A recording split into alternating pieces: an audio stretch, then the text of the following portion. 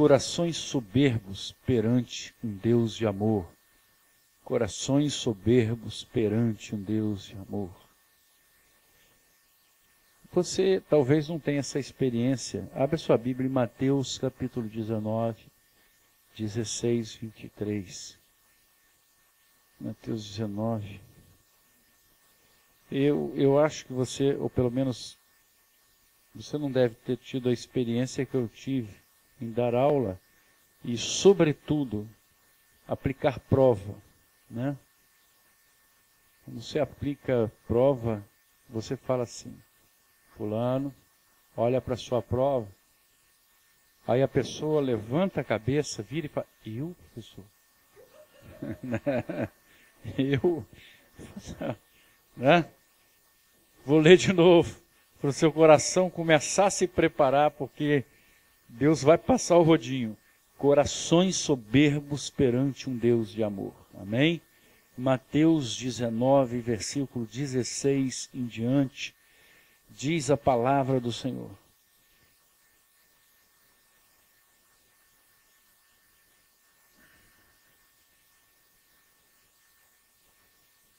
E eis que se aproximou dele um jovem e lhe disse: Mestre, que bem farei para conseguir a vida eterna? Respondeu-lhe ele: Por que me perguntas sobre o que é bom? Um só é bom, mas se é que queres entrar na vida, guarda os mandamentos. Perguntou-lhe ele: Quais? Respondeu Jesus: Não matarás, não adulterarás, não furtarás, não dirás falso testemunho, honra teu pai e a tua mãe e amarás o teu próximo como a ti mesmo. Disse-lhe o jovem: Tudo isso tenho guardado, que me falta ainda? Disse-lhe Jesus: Se queres ser perfeito, vai, vende tudo o que tens e dá aos pobres, e terás um tesouro no céu, e vem e segue-me. Mas o jovem, ouvindo essa palavra, retirou-se triste, porque possuía muitos bens. Disse então Jesus aos seus discípulos: Em verdade vos digo que um rico dificilmente entrará no reino dos céus. Espírito Santo, cerca este lugar para que nós possamos entender os teus propósitos, compreender o que desejas, meu Pai, com essa palavra. Peço, meu Pai, que não haja no nosso coração nenhuma preguiça, distração, que nos faça fugir desse olhar que lanças sobre a igreja nesta noite. Em nome de Jesus. Amém. Irmãos, nós estamos agora começando a desenhar um quadro muito interessante para a gente, porque esse jovem rico, essa versão aqui diz que alguém nem identifica, mas em Marcos você tem essa identidade, que ele vai correndo até Jesus. Ele vai correndo, então ele quer saber uma resposta de Jesus, e ele faz isso à frente de todas as pessoas. O que é que eu devo fazer para ser salvo? O que é que eu devo fazer para ser salvo? Essa é uma compreensão judaica. Se você pegar o livro de Levítico, você vai encontrar os princípios que Jesus ensinou. Jesus não estava fazendo novidade, porque um só é o nosso Deus, e Deus não muda. Então aquilo que Jesus está falando para você fazer é o que Deus falou para o povo de Israel fazer. Você vai encontrar: ama teu próximo, está lá em Levítico, né? Então aquele jovem perguntou para Jesus: o que eu devo fazer para ser salvo? E eu pergunto para você: o que você deve fazer para ser salvo? E aí quando você me responde, eu percebo que eu devo cumprir a lei. Jesus diz para ele: se você quer fazer alguma coisa, cumpre a lei. Então, na verdade, um princípio de Deus. Quer ser salvo? Cumpre a lei. Mas há algo, né, que nos encanta com a resposta que o próprio Deus vai dar para Paulo. Em 2 Coríntios 12, 7, E aí sim, eu vou ver se dá a condição de, se não travar, mas qualquer coisa tá o Gabriel que pode nos ajudar. 2 Coríntios 12, 7. Pecado isso, tá? Tentou, faltava. Né? Paulo fala assim, e para que não me exaltasse demais pela excelência das revelações, foi-me dado um espinho na carne, a saber, um mensageiro de Satanás para me esbofetear, a fim de que eu não me exalte demais. Ou seja, havia alguma coisa que o incomodava. E aí, vamos adiante, no 8. Acerca do qual 3 vezes roguei ao Senhor que o afastasse de mim. E ele me disse, a minha graça te basta, porque meu poder se aperfeiçoa na fraqueza. Eu vou parar aí. Deus fala para Paulo, a minha graça te basta, porque o meu poder se aperfeiçoa na sua fraqueza. Porque onde eu não consigo ir, Deus faz. A operação de Deus, ela acontece exatamente na minha fraqueza, mas na minha fraqueza reconhecida. Não é supor que Deus vai salvar o mundo, é supor que Deus vai salvar a todo aquele que clamarem o nome de Jesus e reconhecer Deus como seu único e suficiente Salvador. Porque há algo em você que Deus preservou, é a sua liberdade de dizer eu quero, ou eu não quero.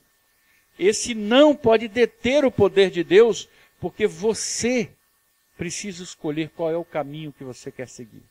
A gente às vezes fala da graça como se a graça fosse uma resposta de descompromisso. A graça não me custa nada. Sim, a graça não me custa nada, mas a graça custou muito para Deus. A graça de Deus não tem o sinônimo de graça. Não foi gratuito. Para que você recebesse a graça de Deus, para que você pudesse hoje estar diante do Senhor falando assim, eu sou salvo pelo sangue de Jesus, você tem que se lembrar que a graça que foi transbordante para você, ela só veio porque Jesus morreu pelos nossos pecados, amém? Essa é a diferença da resposta de Jesus para o jovem rico e para aquele que pergunta hoje, Senhor, eu sei que eu sou salvo. Por quê? Porque eu dei a minha vida por você. Isso é uma questão de justiça perante Deus. Se todos pecaram, pela morte de um justo veio salvação. Por isso que nós cristãos falamos assim, Jesus me salvou. E muitas vezes na minha vida eu me indagava, por quê? Como é isso? Eu que tive a minha infância criada num lar católico, eu tinha uma certa dificuldade em entender isso, porque a gente fazia aquelas promessas. Mamãe fazia muita promessa para a gente pagar. Eu tinha um cabelo comprido, a mamãe falava assim, meu filho vem cá. Aí eu ia lá, ela falava assim, fiz uma promessa para você passar de ano. Aí eu já ficava arrepiado, ela falava assim, é para você cortar o seu cabelo. Eu falei, que promessa, cara, não é possível, mas logo cortar o meu cabelo, mamãe, né? E aí, a gente padecia isso, tive até um tio, eu tenho uma mágoa desse tio, se não é Deus eu teria essa mágoa até hoje, né? Que ele me forçou a ir para o barbeiro, me cortar a cabeça, o cabelinho ainda fizeram assim, cortaram a franjinha, né? Isso aí. Então, aquele que cresce num lar ocidental, católico, e em geral as pessoas que não são cristãs, têm a noção de que você pode fazer alguma coisa para ser salvo. E pode. Cumpre a lei. Mas como é que eu vou cumprir a lei? Isso é impossível. Isso foi dito para Jesus. Sim, ao homem é impossível. Mas a Deus nada é impossível. Amém? E é essa a resposta que Jesus dá. A resposta que Jesus dá é uma resposta para aqueles que estão necessitando do poder do alto. Por isso que Paulo está diante de Deus falando, Senhor, tem um espinho na carne, tira esse pecado da minha vida, eu não consigo me desapegar disso. Quantas vezes você também tem coisas na sua vida que você não consegue parar? Né? Aquele espírito de fofoqueira na pessoa, na igreja, né? A pessoa faz uma intercessão, está todo mundo reunido para orar. Aí você está, olhos fechados, o pastor na unção, e a irmãzinha vem lá. Senhor, eu peço que o Senhor tire da vida da irmã Rosa esse pecado de olhar para o marido do outro. Senhor, ela está pecando com o zelador. Aí você fala, Jesus, tem misericórdia. Não é isso? É? Aí você, quer dizer, Senhor, eu estou orando hoje pela família do pastor, Senhor. Eu oro hoje, Senhor, não permita que o diabo faça isso. Aí a pessoa fala, faça isso o quê, irmã? Completa a oração. Faça isso com a esposa do pastor. Aí todo mundo fala assim, a esposa do pastor, Petelzinho. Aí a esposa do pastor sai. A esposa do pastor sai, todo mundo olhando assim, gente, o que essa mulher fez com o pastor, gente? Né? Quer dizer, aí a pessoa não consegue ficar quieta. Não consegue. Então tem que pedir a Deus, Senhor, tira esse espinho. Não estou dizendo para tirar a irmã, não. Tirar o pecado dela. Muitas vezes até a gente gosta, né? Você vai às vezes visitar um doente, você está o doente lá, a pessoa está... Porque estar num lugar enfermo é muito difícil, e a pessoa fica falando, olha, quando você sair daqui, você vai ver, essa operação que você fez na garganta, dá uma ranhura que atinge a alma, é uma coisa difícil. Né? E vou te falar mais, você operou, mas não é para te desanimar não, pelo menos umas 3 vezes você vai ter que operar, porque isso volta tudo.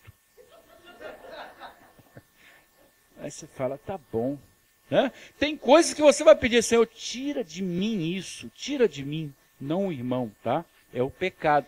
Aí Deus vai falar, a minha graça te basta, porque ela é suficiente, é graça suficiente. Por isso, irmão, não tem como você imaginar outra coisa, falar que a graça, ela na verdade, ela é relativa, é desdizer a palavra do Senhor, a minha graça te basta. Porque o meu poder se aperfeiçoa na sua fraqueza. Amém? Pô, gostei de ver 2 pessoas falar, glória a Deus, isso aí é tremendo. Então, o que o rico chegou para Jesus e falou assim, o que eu tenho que fazer, o que você tem que fazer é cumprir toda a lei. Toda a lei. E aí eu já cumpro. Coração soberbo, eu já cumpro. Irmãos, quando eu minto para Deus, eu estou mentindo para quem conhece o meu coração. Né? Então eu vou perguntar para você, qual é o primeiro mandamento? Todas as coisas. Aí Jesus vira para ele e fala assim, tudo bem, se você quer ser perfeito, você cumpre os mandamentos? Sim, eu cumpro todos. Vai, vende tudo que você tem, dá aos pobres e me segue.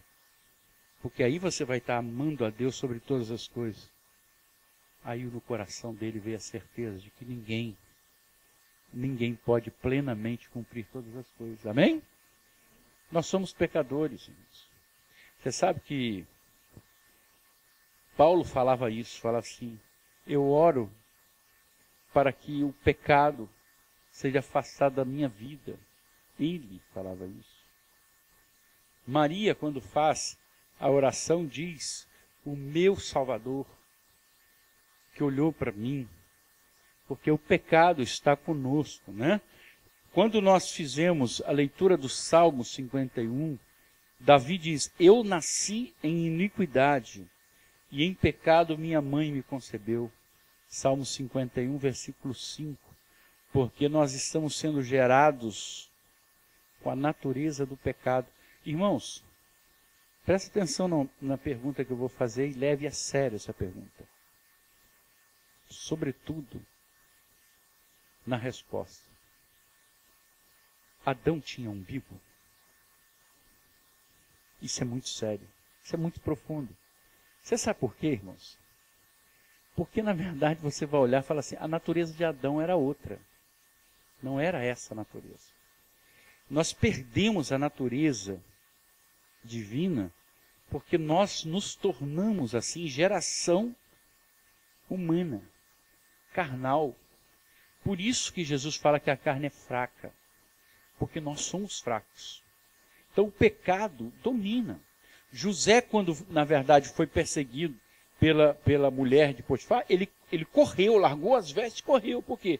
Porque é melhor você correr do pecado a tentar enfrentar aquilo que você não terá condição de vencer. Mas aí Deus vem e fala assim, olha, deixa eu te falar uma coisa. Você pode se basear na lei, mas a lei em si, ela não é má, ela é boa. Mas a sua natureza não vai te permitir tratar com Deus no mano a mano. Você não vai chegar diante de Deus e falar assim, cumprir toda a lei, porque todos nós pecamos. Todos nós temos uma natureza de pecado. Por isso que a gente não julga. Porque nós não fomos chamados na igreja para sermos juízes dos outros. Nós fomos chamados a sermos irmãos dos outros. Companheiros de caminhada. Né? E a palavra que é dada em Efésios 2:8 diz assim, porque pela graça sois salvos. Pela graça sois salvos, por meio da fé. E isso não vem de vós, é dom de Deus. É dom de Deus. É Deus que fez isso. O que Deus fez? Pastor, o que Deus fez? Deus enviou o seu próprio Filho para pagar os meus pecados, os meus erros, para olhar pela minha natureza pecaminosa, porque todo mundo nasce já com uma dívida de desobediência. Todo mundo.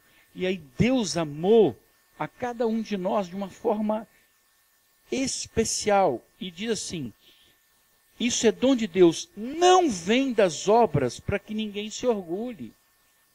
Olha o que a palavra está dizendo. E isso está me lembrando o jovem rico. A soberba dele dizer assim, eu já cumpro os mandamentos todos. Como que você cumpre se você é rico?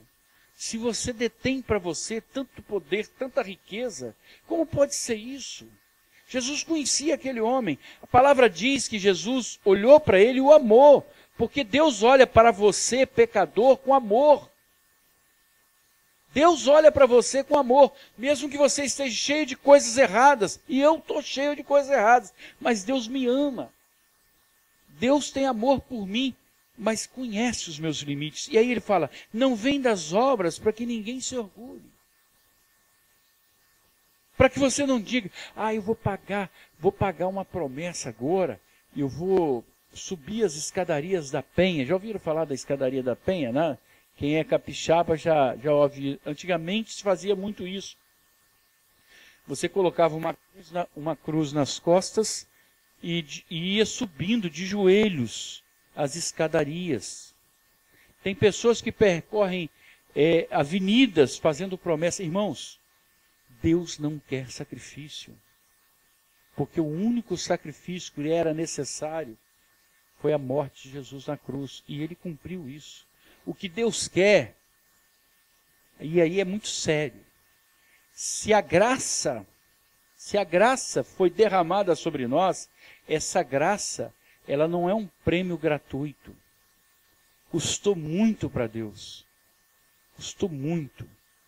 Então eu preciso recebê-la no meu coração. Eu preciso receber, reconhecendo o que Deus fez. Quando a gente fala, você sabe que a gente diz assim, aceita Jesus como seu único suficiente Salvador, não existe nada na Bíblia que fale em aceitar Jesus. É porque é uma fórmula de você expressar publicamente que Jesus está mudando a sua vida. Jesus está mudando a sua forma de ver. Olhar e falar assim, eu não consigo fazer por mim mesmo. Olhar a sua casa e falar, eu não consigo dar jeito nisso. Olhar para o seu marido e falar assim, eu não consigo dar jeito nesse camarada. Só Deus entrando na causa. E com pressão, diga-se de passagem.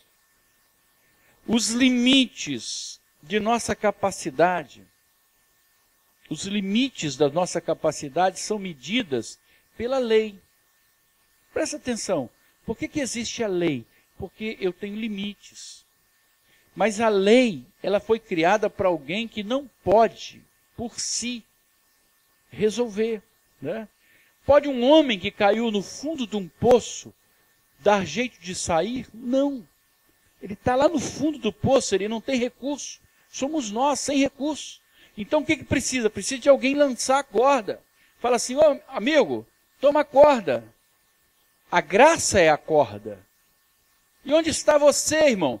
Você está lá embaixo, pegando a corda. Minha graça te basta. Minha graça te basta. E você vai ser puxado. Mas é preciso que você tenha coração quebrantado. Coração quebrantado. O que é o coração quebrantado? É você ter a visão espiritual da sua vida e reconhecer nela o poder do alto. Se você não tem coração quebrantado, você não vai entender nunca o que eu estou falando para você. Porque as coisas espirituais, elas na verdade são loucura para a pessoa que não é espiritual. Ela não compreende. Como é que é isso? Quer dizer que eu já sou salvo? Sim, você é salvo. Porque Jesus já pagou o preço. Você fala, então eu posso falar assim, a minha vida está resolvida, sua vida está resolvida. Sua vida está resolvida. E aí entra uma questão muito séria. Eu não sou salvo porque eu sou bom. Eu sou bom porque eu sou salvo. É diferente. Entendeu? A salvação não veio porque você era o bam, porque não é. Mas porque você recebeu algo de Deus que é precioso, me constrange pecar contra esse Deus. Então, as coisas que Jesus colocou para mim são estatutos de uma vida feliz. Estatutos de uma vida feliz. Que é amar ao próximo, fazer o bem, perdoar, olhar para o outro com carinho, olhar para o outro com afeto. Se a gente não conseguir ser isso na igreja, irmãos, nenhuma fé traz resposta. Nenhuma fé. Não adianta, as pessoas hoje estão firmadas em curandeirismo, né? Curandeirismo. As pessoas vão para a igreja para pedir cura, né? Graças a Deus eu até estou fazendo um esquema aqui no gabinete. Eu vou fazer o atendimento e eu já combinei com algumas pessoas da igreja, vou botar uma mesinha médica ali. A pessoa está com, pastor, estou tão desanimado, tanto deprimido, pastor. Eu vou dar umas palavras, depois agora tem uma mocinha ali atrás, você pega uma receitinha azul com ela, não é? Irmãos, sabe por quê? Porque a gente precisa olhar para o céu e falar assim, há mais do que aquilo que eu vejo. O que você está vendo hoje são coisas passageiras. E aquilo que acontece dentro do homem é exatamente a resposta que ele não tem sobre aquilo que não é passageiro. Todos nós estamos querendo coisas impressionáveis, não é?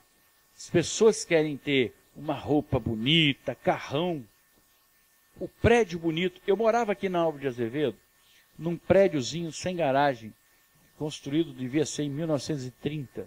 Mas na frente do meu prédio, tinha um prédio novo, bonito, ainda está lá. Grande, tinha um chafariz bonito, colorido, umas coisas bonitas. Eles enfeitavam no Natal, uma coisa linda. Sempre perguntava assim, onde você mora? Eu falava, moro na Álvaro de Azevedo. Sabe aquele prédio grande, com um chafariz bonito? Ah, você mora ali? Não, mora em frente. Você tem que é o melhor lugar para se morar, em frente àquele prédio. Não, a pessoa que morava no quarto andar ficava vendo o meu prédio. Ele gastou um dinheiro enorme para que eu pudesse me deleitar com aquela vista. Não dizem isso de Niterói? Que o melhor lugar para ver o rio é de Niterói? Né? A grande vantagem que a pessoa tem, né? Olha para o rio, aqui de Niterói, fala assim, o rio é lindo. Né? Eu não posso falar isso, irmãos. Imagina eu lá de Botafogo, olhando, o rio é lindo. Não é, aquilo ali em Niterói. Notei que tinha alguma coisa diferente, que não estava pegando legal. Né? Não estava. Então, quer dizer, Irmãos, eu tenho que começar a mudar a minha visão, porque às vezes eu estou me preparando para que os outros me vejam. Está faltando uma visão aí. Eu estou colocando uma roupa bonita, o carro novo. Carro novo é a mesma coisa, a pessoa entra dentro do carro. Todo carro para o motorista é igual. É igual. Desde que não seja um Volks 68, tudo bem. A pessoa pega e entra naquele carro, quem está lá fora que está vendo. Rapaz, olha o cara. Aí eu fico assim, imaginando, pô, o pessoal está pensando assim, e aí? Olha o cara lá no Mustang, e aí, ó. Isso me adianta de quê? Se eu estou parado no trânsito de Niterói. O carro faz 200 km por minuto, mas aqui ele vai fazer os mesmos 10 por hora, porque você está parado no trânsito de Niterói. Amém, igreja? Exato. Então não adianta o que o outro está vendo em mim, mas o que Deus está vendo em mim. Pode colocar a roupa que você quiser, bonezinho, pode colocar a pochete do lado, né? Pode pintar o cabelo de acaju. Depois eu vou saber por que é que todo homem minto. Pessoas chegam a certa idade. O Rafael já, por exemplo, não, Rafael não, né? Não. Aí, o bigode. Passar aquela tinta caju, né? E, irmãos, deixa eu te falar, o que os outros dizem de você não tem a mínima importância se Deus olhar para você amando o que você é. Não adianta você ficar com muita roupa, com muito luxo, porque Deus é quem nos olha, né? E a gente tem que começar a nos preparar para isso, porque eu muitas vezes me preparo para a vida descuidando da vida. Em que sentido? Eu não cuido da minha casa, da minha família. Que coisa melhor do que eu cuidar da minha família? Eu olhar e falar assim, que bom eu ter a minha família. Que bom eu estar no meio de pessoas. Eu passei o final de semana em Cabo Frio. Quantas pessoas eu abracei, quantas pessoas vieram me falar, pastor, a minha casa, e dava testemunho. Que coisa boa. Porque é essa visão que a gente precisa mudar. A sociedade começa a colocar na nossa preocupação um uso exagerado dos bens materiais, e a gente começa a achar que por ter a gente vai mudar alguma situação do ser. E aí a pessoa começa a observar que não adianta ela ter muito dinheiro, não adianta ela ter cargo, adianta ter aparência, se dentro ela não tiver coerência. Se a família não tiver coerente. Então, quer dizer, o que você precisa fazer, afinal de contas? Reconhecer que a graça de Deus te basta. E você, por isso, precisa ser um bom camarada para Deus, amém? Uma boa pessoa para Deus. Tem que ser honesto, tem que ser honesto, tem que ser honesto. Tem que olhar para Deus e falar, Senhor, eu sou pecador, mas estou tentando. Ser pecador é diferente de viver no pecado. Amém? Tem gente que vive no pecado, tem gente que, quanto mais ele quer ficar ali na lama, Deus já chamou, Deus já mostrou, Deus já dedicou, e a pessoa está ali. E aí eu preciso aprender a palavra que Jesus disse. Olha, eu sou o caminho, a verdade e a vida. Ninguém vem ao Pai senão por mim. Amém? Ô pastor, mas eu vejo as pessoas assim exaltando tantos outros. Falar assim, olha, existe uma palavra que está sendo dita aos romanos que me ensina que todos pecaram. Todos pecaram.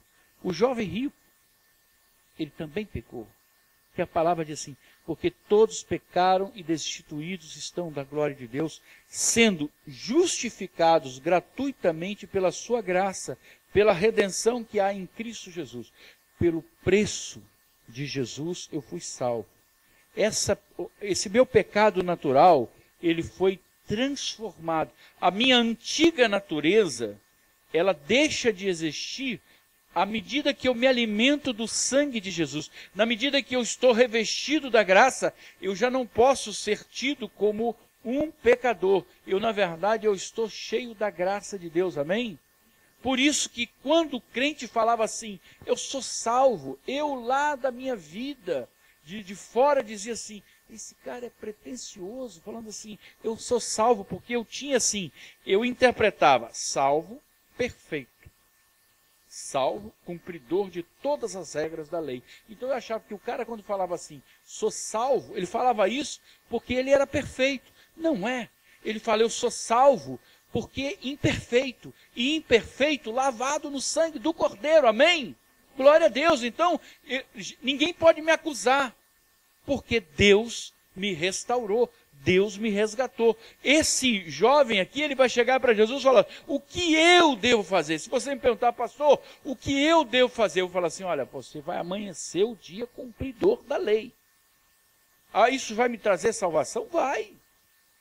Mas eu te garanto que você não vai conseguir. Amém? E aí, como é que eu vou perceber isso nas palavras de Jesus? Né? Jesus vai olhar uma figura, que é uma figura emblemática, é Nicodemos. Nicodemos era conhecedor da lei. Ele era conhecedor da lei. E aí, ele conversando com Jesus, João 3:1, você vai ver isso. Jesus começa a falar para ele, olha, você precisa nascer de novo. Irmãos, nascer de novo não significa repetir o nascimento original. Quando você fala para uma pessoa, você precisa nascer de novo, Nicodemos falou, eu preciso entrar no ventre da minha mãe para nascer de novo. Não, o nascer de novo não significa nascer de novo, significa nascer de outra forma, de uma maneira que você obtenha não mais a natureza carnal, mas a natureza espiritual. E aí, nascer de novo não é repetir um ato, é fazê-lo de forma diferente. É isso que Jesus quer para mim e para você. Quer que você faça esse ato de uma forma diferente. Por isso que para nós, do Senhor, não importa se o camarada é preto, branco, azul, vermelho, verde e amarelo. Não, o que importa é se ele nasceu de novo pelo Espírito Santo. Se o Espírito Santo deu a ele uma nova natureza. Porque se não deu, ele vai ser um arremedo de nova criatura. Vai ser uma imitação. Ele vai rir. Ha, ha, ha. Eu estou enganando todo mundo. E Deus vai olhar por cima assim, me aguarde. Né? Porque é a pura verdade, irmãos. Irmãos, nós estamos vivendo num tempo em que as pessoas estão negociando com a graça. Estão brincando com a graça. E a graça, ela não é gratuita. Deus pagou um preço muito alto para que eu pudesse ser salvo. A justiça que hoje me traz paz, trouxe para Deus um preço muito alto. Então as pessoas hoje, elas estão negociando com a fé. As pessoas estão produzindo um tipo de discurso que é o mesmo discurso de ostentação, de soberba. Eu já compro. Eu sou um abençoado de Deus, e eu não nasci para ser vagão, eu nasci para ser locomotiva. Deus não vai me colocar aqui na rabeira, você vai ficar lá em cima. Tem uma música que fala que Deus vai me colocar por cima, e eu vou olhar os meus inimigos lá embaixo, e aí eu vou humilhá-los. Irmão, o que é isso? Como é que é isso? Aí eu vou ficar em cima, vou sair cuspindo em todo mundo. Arremedo, falsificação. Porque quem é nascido do Espírito faz de acordo com o Espírito. Porque faz da forma de Deus. Os discípulos, quando foram visitar uma região e não conseguiram lançar ali a palavra, viraram para Jesus, falaram assim, Jesus, queres que a gente mande cair fogo em cima deles? Porque eles acharam que o poder de Elias estaria com eles. Jesus olhou para eles, vocês não sabem de que espírito vocês são. Porque o Espírito Santo que está hoje aqui, ele conhece o coração de cada um de nós. Ele sabe a verdade de cada um de nós. E aí eu vou encerrar, irmãos, falando para você uma coisa maravilhosa. a lição da cruz. Vê se você vai conseguir me compreender. A lição da cruz é a lição de um sacrifício expiatório. Amém? Você compreende isso? Vamos relembrar uma expressão no Brasil que é muito usual. Você falava assim, você quer me fazer por bode expiatório, amém? O que é fazer alguma pessoa de bode expiatório? O que é? Você pegar alguém que não tem culpa, né, para pagar pelo erro de outro, não é isso? Então vamos comigo lá em Levítico 16. Levítico 16. Levítico 16, 8.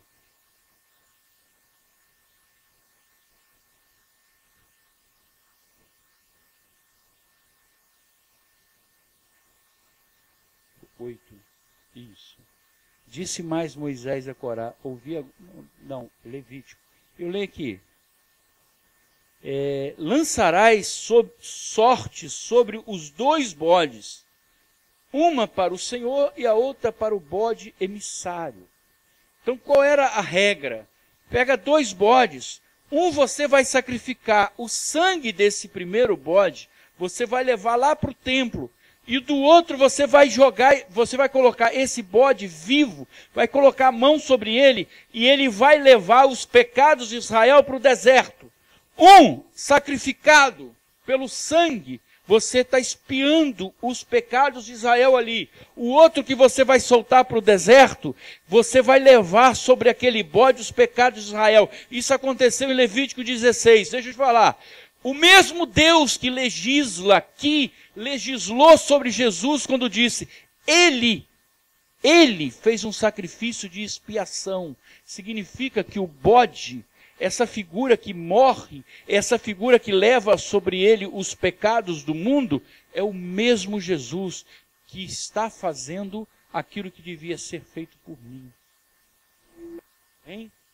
Por isso que a gente pode dizer categoricamente que não há como a Bíblia ser um livro armado historicamente, porque é impossível que uma pessoa lá em Levítico legisle algo incompreensível, porque não havia compreensão em falar assim, por que um bode vai ser sacrificado e o sacerdote, ele vai matar um cordeiro para purificar os seus pecados, porque ele só vai se aproximar desse bode com os seus pecados purificados.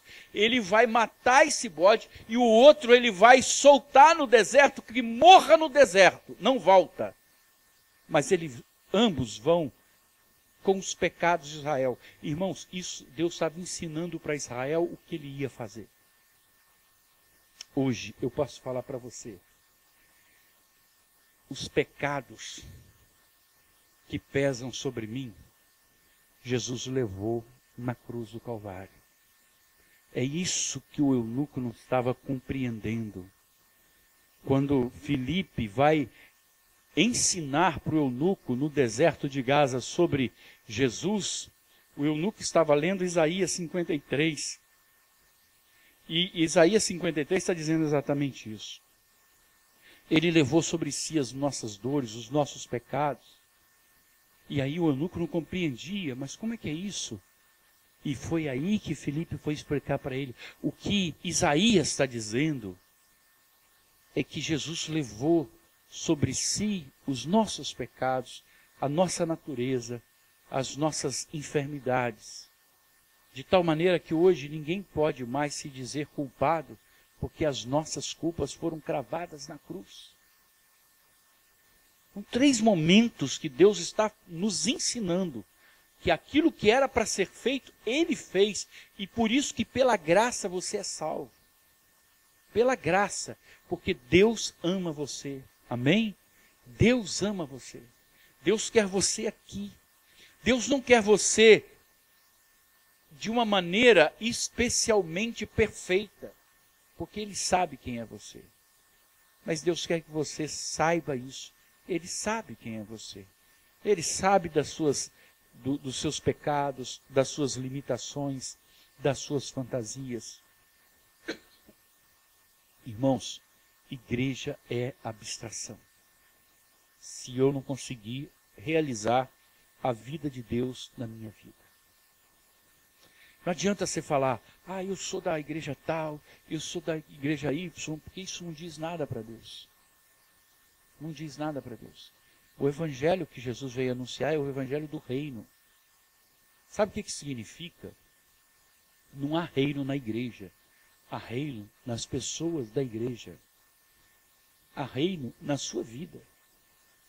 Você está no fundo do poço, a graça de Deus é derramada sobre a sua vida.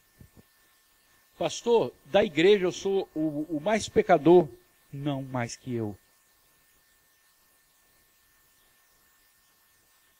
A gente às vezes ouve as pessoas dizendo assim, pastor, a igreja não me visitou. Pastor, a igreja precisava fazer A, B, C. Pastor, eu falo assim, irmãos, vamos aprender uma coisa que é básica. Igreja não existe. Quando você me falar da igreja, pense em você. Quando você quiser falar da igreja, entra no seu quarto, abre a porta do seu guarda-roupa, pelo menos eu espero que ela tenha aquele espelho grande, né? Entra, olha para você e fala assim, a igreja do Senhor não visita porque eu não visito. A igreja do Senhor, ela não ajuda porque eu não ajudo. A igreja do Senhor não evangeliza porque eu não evangelizo. Porque eu sou a igreja do Senhor. Amém? É isso. Esse jovem, ele chegou para Jesus, ele estava à parte. Ele não fazia parte da comitiva. Ele chegou e falou, Senhor, o que eu vou fazer para ser salvo? Jesus falou, cumpre os mandamentos. Eu já cumpro todos. Jesus deu um nó no discurso dele. Ensinou para ele, você não cumpre. Você não cumpre. Então, você precisa hoje se humilhar diante de Deus e falar assim, Senhor, eu creio que Tu és o meu Deus, o único Deus necessário. Por isso eu te peço, olha para mim com misericórdia. Porque eu tenho olhado com misericórdia para aqueles que caminham comigo. Amém? Porque há uma coisa que é muito simples, eu nem pensei nisso, mas o Senhor está me colocando isso no coração. Com a mesma medida que nós medirmos os outros, nós seremos medidos. Corações orgulhosos, corações soberbos, não são agradáveis a Deus. Porque aquele que se humilhou, ele, na verdade, está olhando para nós e falando assim, não convém você fazer a mesma coisa. Não convém você perdoar.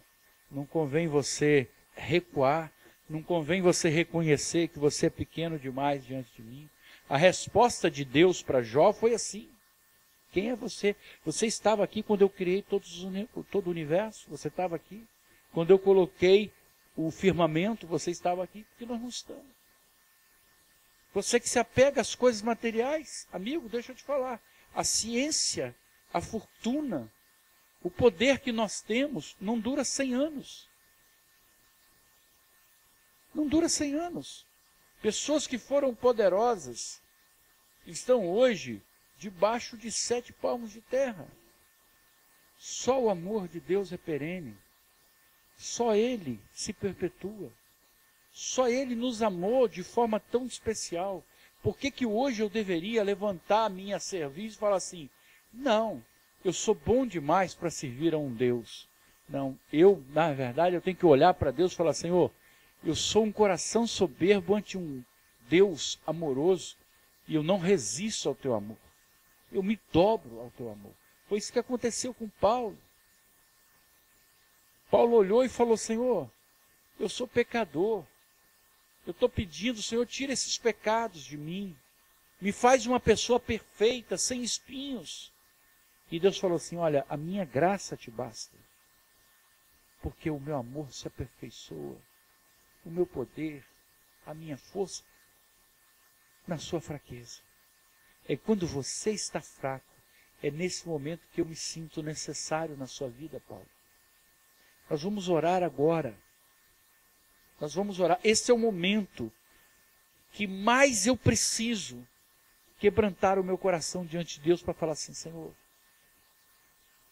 eu sei que o Senhor conhece o meu coração. Me transforma, porque a palavra diz que é preciso nascer de novo. Nascer de novo não é fazer um novo parto, é nascer de uma forma diferente para as coisas espirituais. Feche os seus olhos agora, deixa Deus falar o teu coração.